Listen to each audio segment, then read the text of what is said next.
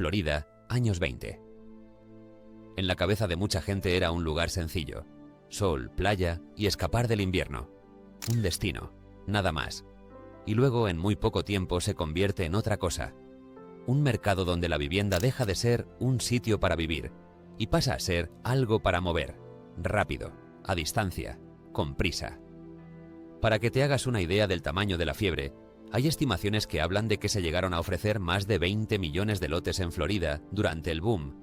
Millones de parcelas puestas en escaparate como si el estado fuera un catálogo infinito, como si el terreno fuese un bien industrial que se podía trocear sin límite. Y en Miami, la actividad se disparó de forma casi obscena. En apenas 14 meses, las transferencias inmobiliarias pasan de unas 5.000 a 25.000 en un solo mes, en septiembre de 1925. Eso no es crecimiento, eso es fiebre. Gente comprando sin ver, gente revendiendo sin ir. Papeles cambiando de manos más rápido que las calles que supuestamente representaban. Y lo más peligroso es que, mientras dura, parece normal, parece lógico, parece inevitable. Porque el boom no se vive como un engaño, se vive como una oportunidad histórica. Como si el mercado estuviera revelando por fin el secreto que la gente lista ya había entendido. Hasta que, unos años después, el espectáculo se apaga. La pregunta no es si subió. La pregunta es, ¿qué tuvo que pasar para que un lugar que parecía imparable se quedara sin compradores? No con un desplome limpio de libro, sino con una sensación rara de que el suelo se vuelve blando y el mercado pierde la voz. Eso es la burbuja inmobiliaria de Florida.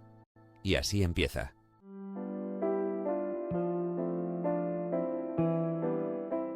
Estados Unidos venía con el pecho inflado. Años 20. Consumo, coches, carreteras, radios, ciudades creciendo.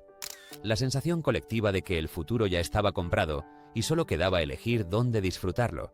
Florida encajaba perfecto. En invierno el norte tiembla de frío. Florida vende calor. En una época de movilidad creciente, Florida vende llego cuando quiero. Y en una época de optimismo financiero, Florida vende el producto más adictivo, tierra que sube. Aquí aparece el primer detalle clave. Este boom no se construye como se construyen muchos mercados sanos, desde dentro. Se construye desde fuera. El centro de la historia no es la gente mudándose. El centro es la gente comprando desde lejos. El cliente principal no es el vecino, es el comprador del norte que mira un anuncio y piensa, yo también. Y ese comprador de fuera no viene a comprobar, viene a creer. La publicidad convierte un lugar en una idea portátil. No tienes que ir, no tienes que mirar, solo tienes que imaginar. Sol, estatus, reinvención personal y la promesa implícita de que, además, vas a ganar dinero por el simple hecho de llegar antes que los demás. En este punto, Florida está vendiendo dos productos a la vez. Uno es obvio, la parcela, el lote, el papel que dice esto es tuyo. El otro es el que de verdad mueve la rueda. Una historia en la que la subida no depende de construir nada, sino de estar colocado en el sitio correcto de la fila. Entrar era fácil, una señal por un lote. A veces ni pagabas todo, pagabas lo mínimo para estar dentro y tener algo que revender. Y si el precio subía antes del pago final, la tentación era irresistible, no pagar y revender el derecho.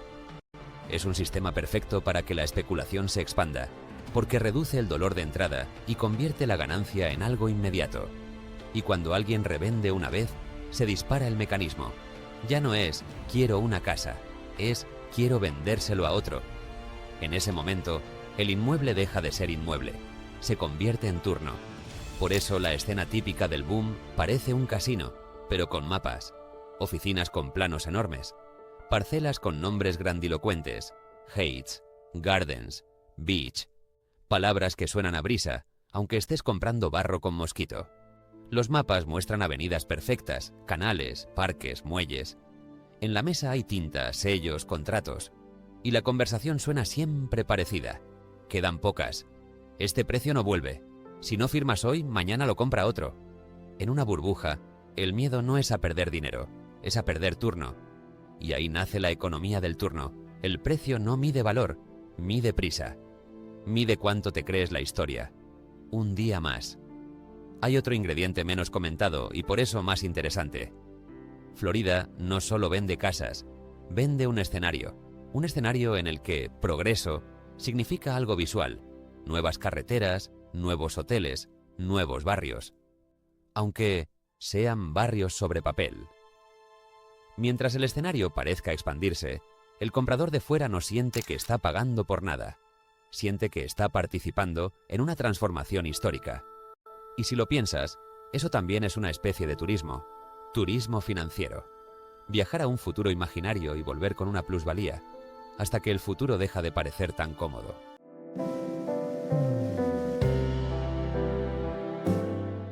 Cuando el mercado se calienta de verdad, ocurre el cambio más peligroso.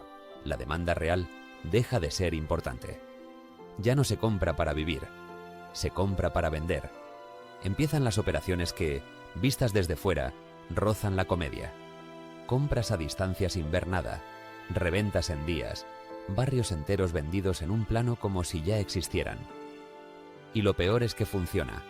Y cuando algo funciona, la gente deja de preguntarse si tiene sentido. Si tú compras y revendes con beneficio, no sientes que has ganado dinero, sientes que has descubierto una ley del universo. Y el cerebro hace lo que hace siempre, confunde suerte con habilidad. Aquí la economía del turno se vuelve adictiva, porque te da dos premios a la vez, dinero y razón. Te hace sentir rápido, listo, a tiempo. Y en un boom, a tiempo es un estatus. Y entonces llega la parte inevitable, los oportunistas. Estafas, títulos dudosos, ventas duplicadas, promesas imposibles. No hace falta que sea todo el mercado. Basta con lo suficiente para contaminar la confianza del comprador que compra desde lejos. Y en Florida, la confianza era la estructura, no un detalle, la estructura. Porque el comprador de fuera no está comprando un barrio, está comprando una historia. Y una historia no se rompe cuando aparece un problema. Se rompe cuando el problema es lo bastante visible como para que la gente deje de poder ignorarlo. Empiezan las pequeñas escenas incómodas. Alguien que compra cerca del mar y descubre que cerca significa una buena caminata por terreno sin nada. Alguien que llega a ver su parcela y no encuentra ni la calle. Alguien que intenta vender y empieza a escuchar silencios al otro lado del teléfono. Y en paralelo, la prensa del norte empieza a oler humo. No hace falta que la prensa tenga toda la razón. En una burbuja da igual. Basta con que plantee la duda correcta en el lugar correcto, en la cabeza del comprador correcto. Y el comprador de fuera, el que sostiene la cola, empieza a hacerse la pregunta que mata cualquier economía del turno. ¿Y si esto ya no sube? Una burbuja no necesita que todos duden, solo necesita que los nuevos duden. Aquí aparece una dinámica poco glamurosa, pero decisiva: cancelaciones. Si mucha gente entra con poco dinero y con intención de revender, en el momento en que el ritmo se ralentiza, la gente no aguanta. No porque sean malos, porque su plan era un plan de velocidad. Y sin velocidad, no hay plan. Florida intenta reaccionar como reacciona casi todo cuando el relato se agrieta, con campaña de imagen. Iniciativas para defender la verdad sobre Florida. Incluso el gobernador viaja a Nueva York a tranquilizar compradores. Es un momento muy revelador. Cuando hace falta ir a un hotel de lujo a explicar que todo va bien, es que no todo va bien. Aún así, durante un rato el mercado aguanta. Porque en una burbuja la gente no busca hechos, busca permiso. Busca una frase, un gesto, algo que le permita seguir creyendo una semana más. Pero aquí llega el punto menos obvio y más importante.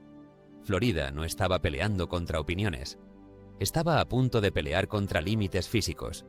Porque hay algo que el dinero no puede comprar de golpe: tiempo y capacidad. No puedes construir una ciudad al ritmo que promete un folleto. No puedes transportar materiales a una velocidad infinita.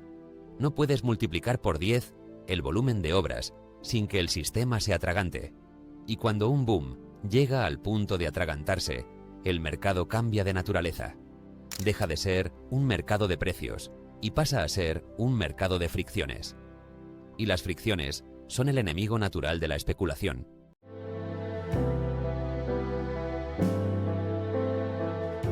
El primer límite físico es el más anticlimático de todos: el transporte. Florida dependía de trenes para traer materiales, y el boom se volvió tan grande que el sistema se atasca. Se acumulan vagones, se acumula carga, se acumula retraso. La promesa del boom era velocidad. La realidad se convierte en espera. Se habla de miles de vagones parados en el norte de Florida, esperando bajar hacia el sur. Trenes cargados de madera, cemento, acero, tuberías. Todo lo que convierte un plano bonito en algo mínimamente real. Esto en un mercado normal es un problema de obra. En una economía del turno es veneno, porque el turno necesita pruebas constantes, necesita avance visible, necesita fotos, ritmo, inauguraciones, algo que el comprador del norte pueda creer sin pisar allí. La burbuja de Florida, además, es especialmente vulnerable a esto por una razón. Muchas ventas no están apoyadas en hechos, sino en progreso. El progreso es el sustituto de la verificación. Si puedes enseñar progreso, puedes evitar preguntas. Si el avance se frena, el relato pierde fuerza. Y cuando el relato pierde fuerza, la cola se acorta. Luego llega algo todavía más simple y más brutal. Restricciones al transporte de mercancías no esenciales en ciertas líneas. Traducido, si no es esencial, no entra. Y lo especulativo no es esencial. Sin materiales, el teatro pierde decorado. Se frena la obra, se frena la foto, se frena la sensación de inevitabilidad. Aquí es donde cambia el tipo de conversación, de codicia a duda. Si el nuevo comprador tiene dudas, ya no estás vendiendo un activo, estás vendiendo excusas. Y las excusas no se revenden bien. La burbuja ya está herida cuando llega el segundo golpe, el más absurdo, el más cinematográfico, el que convierte la crisis en un objeto. Enero de 1926.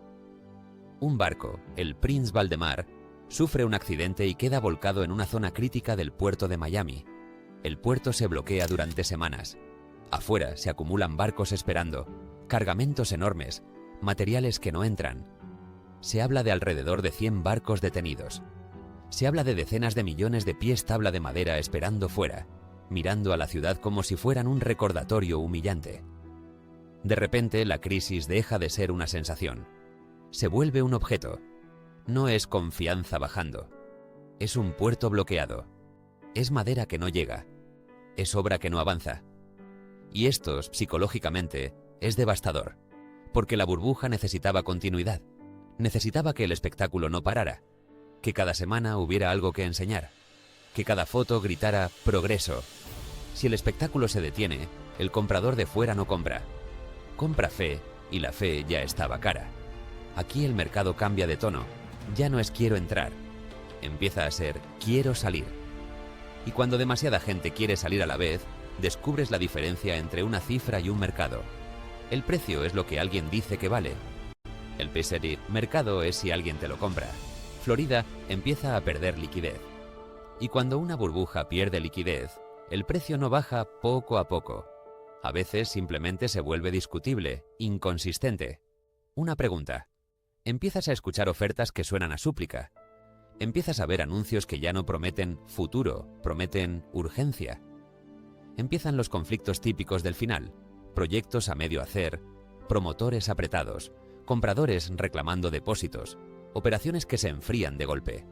La economía del turno empieza a quedarse sin turnos, y cuando el mercado ya está en ese estado, llega septiembre de 1926.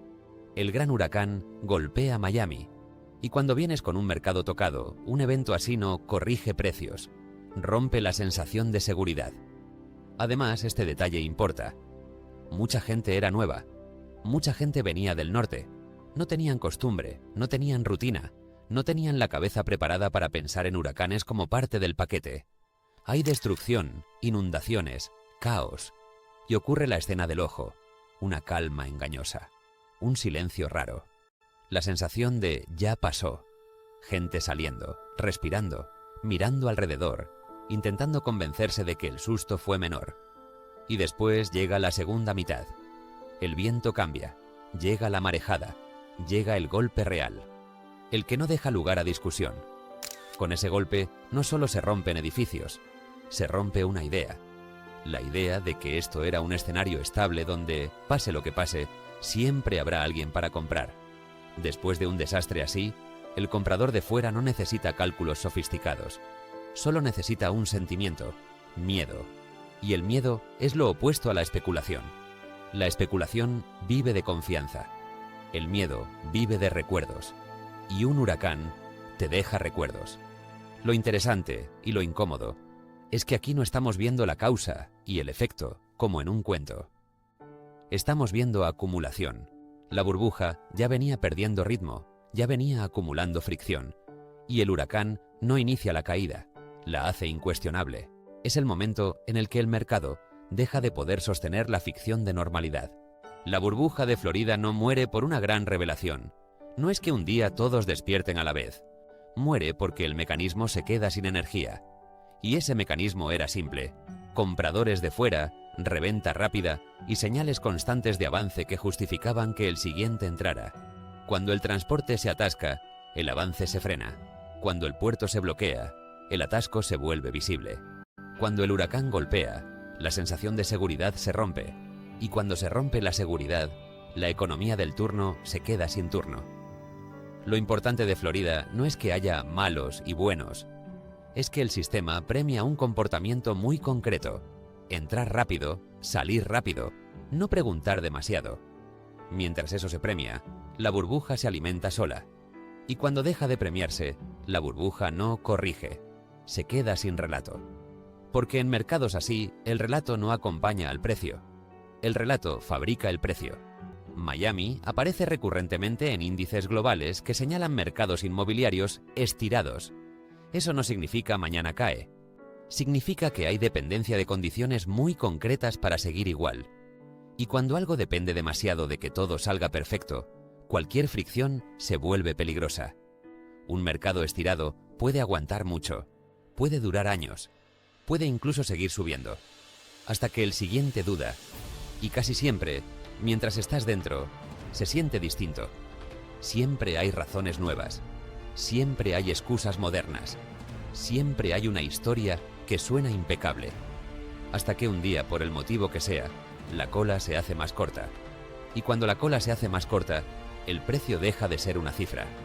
Empieza a ser una pregunta.